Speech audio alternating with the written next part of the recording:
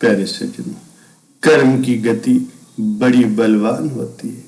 किए गए कर्म का फल किसी न किसी जन्म में अवश्य ही भुगतना पड़ता है। महाभारत के युद्ध में जब अर्जुन के बाणों से घायल भीष्म पितामह ने श्री कृष्ण से पूछा कि हे कृष्ण, इस जन्म में मैंने पाप किया हो ऐसा मुझे कोई ज्ञात नहीं, फिर मेरी ये दुर्दशा क्यों है? श्री कृष्ण ने कहा, है भीष्म, आज से 105 जन्म पूर्व जब आप युवराज थे तब आपने शिकार करते समय मस्ती में झूमते हुए रास्ते में पड़े एक सर्प को अपने तीर की नोक से उठा करके उसे 52 बार घुमा करके कटीली झाड़ियों के ऊपर फेंक दिया। उस सर्प के 52 कांटे लग गए और 52 दिनों तक तड़पते हुए उस सर्प ने अपने प्राण त्यागे। ठीक उसी प्रकार से आज आपकी ये दुर्दशा हुई कि अर्जुन के 52 तीरों से घायल आप सैया पर पड़े हुए। संयोग से आज 92वां दिन है।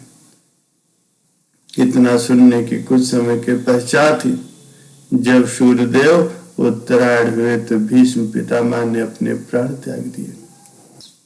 प्यारे सज्जनों, श्रीमद् भगवत गीता कर्म को ही प्रधान मानती है। यह सत्य है कि संसार में कर्म ही सब कुछ है। कर्म में ही आपका जीवन है। कर्म के कुछ सिद्धांत है जिनका पालन करने से आपके जीवन की दिशा बदलती है। हर सभ्यता, हर समाज में समय के साथ साथ कर्म के छोटे बड़े अच्छे बुरे की परिभाषा तय की जाती है। आपकी सोच आपके कर्म की पहली सीढ़ी होती है। संसार का हर मनुष्य सदा सर्वदा कर्म में ही लीन रहता है और फिर उसे उसका फल मिलता है। प्यारे सज्जनों, ये सर्वविदित है, जो प्रकृति के नियमों का पालन करता है वह परमात्मा के करीब माना जाता है। यदि परमात्मा भी मनुष्य के रूप में अवतार ले तो उसे भी उन सारे नियमों का पालन करना पड़ता है जो सामान्य मनुष्य के लिए। कर्म को पूजा मानते हुए हम राग द्वेष को मिटा देते हैं, तब हमारा स्वभाव शुद्ध होता है।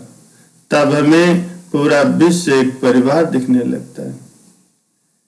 इस समय हमारा हर कर्म समाज के हित में होता है।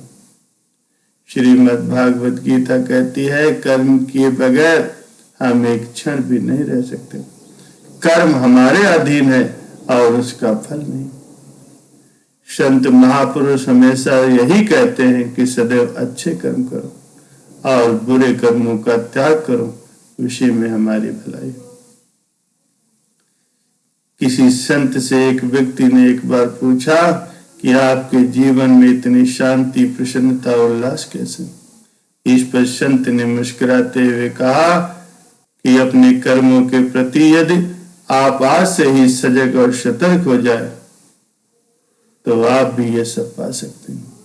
सारा खेल तो कर्मों का है। हम कर्म अच्छा करते नहीं और फल चाहते हैं अच्छा, फिर भला ये कैसे संभव है? कर्मों की गति बड़ी गहन होती है। अपना किया हुआ जो कुछ भी शुभ या अशुभ कर्म है वो अवश्य ही भोगना पड़ता है। बिना भोगे तो सैकड़ों करोड़ों कल्पों के गुजर जाने पर भी कर्म समाप्त नहीं होता। रामायण में वर्णित है कि एक बार भगवान श्री राम जी के दरबार में न्याय पाने के लिए कुत्ता पहुंच गया। जो लक्ष्मण जी ने कुत्ते से पूछा कि क्या बात है, तो कुत्ते ने कहा, मुझे भगवान श्री राम जी से न्याय चाहिए। भगवान श्री राम जी उपस्थित हुए और कुत्ते से पूछा, बताओ कैसे आना हो? कुत्ते ने कहा, प्रभु मैं एक दिन एक खेत की मेढ़ के बगल में लेटा हुआ, तभी एक ब्राह्मण जो कि उसी रास्ते से जा रहा था मुझ पर अनावश्यक उसने डंडे से प्रहार करके मुझे चोटिल कर दिया। मुझे न्याय चाहिए और बिना किसी अपराध के उस ब्राह्मण ने मुझे क्यों पीटा, इसका जवाब चाहिए। इसलिए आप उस ब्राह्मण को बुला करके दंडित कीजिए। इस पर भगवान श्री राम ने उस ब्राह्मण को बुलाया और उससे सवाल किया कि आपने इस कुत्ते को किस कारण से पीटा है। ब्राह्मण ने कहा, प्रभु मैं स्नान करने के लिए नदी की तरफ जा रहा था, तो सोचा कि ये कुत्ता कहीं हमारे कपड़े छू करके मुझे अपवित्र न कर दे, इसलिए इसे दूर भगाने के लिए मैंने इस पर एक डंडे का प्रहार किया। भगवान ने कुत्ते से पूछा कि तुम बताओ इसको क्या दंड दिया जाए। तब कुत्ते ने कहा, प्रभु मैं आपकी शरण में आया हूँ, न्याय तो आपको ही करना है। इस पर भगवान ने फिर कहा, नहीं, तुम ही बताओ इसको क्या दंड दिया जाए, और जो तुम बताओगे वही दंड इस पर लागू हो। तब कुत्ते ने कहा, इस ब्राह्मण को कालिंजर के एक मठ का मठाधीश बना दीजिए। ये सुन करके वहां दरबार में उपस्थित सभी लोग अवाक रह गए, क्योंकि कालिंजर का वो मठ असीम वैभव, ऐश्वर्य और अकूत धन से समृद्ध था। उसका मठाधीश बनना गर्व की बात थी। तब भगवान श्री राम ने पूछा कि तुम इसे दंड दे रहे हो या मजाक कर रहे हो। तब कुत्ते ने भगवान श्री राम से कहा, नहीं प्रभु, मैं इसे दंड दे रहा हूं, क्योंकि पिछले जन्म में मैं भी वही का मठाधीश था और उस मठ में उपस्थित ऐश्वर्य, समृद्धि, अकूट धन ने मेरी बुद्धि भ्रष्ट कर दी। मुझे जो सत्य के प्रति कार्य करना था उसे न करके मैं गलत कर्मों में लिप्त रहने लगा। उसे ही जीवन का असली आनंद समझ बैठा, जिससे मेरे तप का तेज खत्म होने लगा और एक दिन मेरी मृत्यु हो गई और उसके बाद मुझे एक कुत्ते की योनि मिली। मेरे कर्म इतने खराब हो गए थे कि दोबारा मनुष्य जन्म भी नहीं मिला।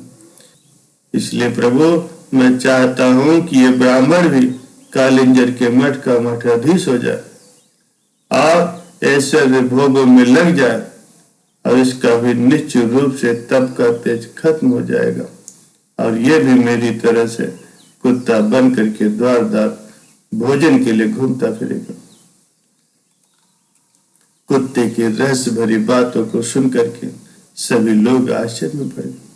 प्यारे सज्जनों, कर्म के सिद्धांत का यही नियम है कि प्राणी जो भी कर्म करता है उसका फल भोगने के लिए उसे दोबारा जन्म अवश्य लेना पड़ता है, क्योंकि पूर्व जन्मों में किए गए कर्म का फल उसे जब पूरा नहीं मिल पाता, अर्थात कुछ कर्म ऐसे भी होते हैं जिनका फल उसी जन्म में मिल जाता है और कुछ कर्म ऐसे होते हैं जिनका फल नहीं मिल पाता, फिर वो अगले जन्मों में भोगना पड़ता है। जिन कर्मों का फल वर्तमान जन्म में फलित नहीं होता उसको भोगने के लिए उचित समय पर वर्तमान शरीर का त्याग करके नवीन शरीर धारण करना पड़ता है। प्यारे सज्जनों, प्रकृति में कोई भी चीज अक्षम्य नहीं है। प्रकृति हमेशा ही अपना प्रभाव रखती है, सामने दिखाती है, उसे कोई रोक नहीं सकता। उसे अगर कोई रोक सकता है तो आपका शुभ कर्म है। आपके द्वारा किए गए दुष्कर्म को रोकने का माध्यम आपके द्वारा किए गए शुभ कर्म ही है और शुभ कर्म करने से ऐसे ही बड़े बड़े दुष्कर्म भी घट जाया करते हैं। प्यारे सज्जनों, आप अपने कर्म फल से बच नहीं सकते। आप जहां भी जाते हैं, जो कुछ भी करते हैं, आपके कर्म ही आपको शांति पूर्वक देख रहे होते हैं। किसी भी दिन आपको आपके कर्मों का फल अवश्य ही वहन करना होगा।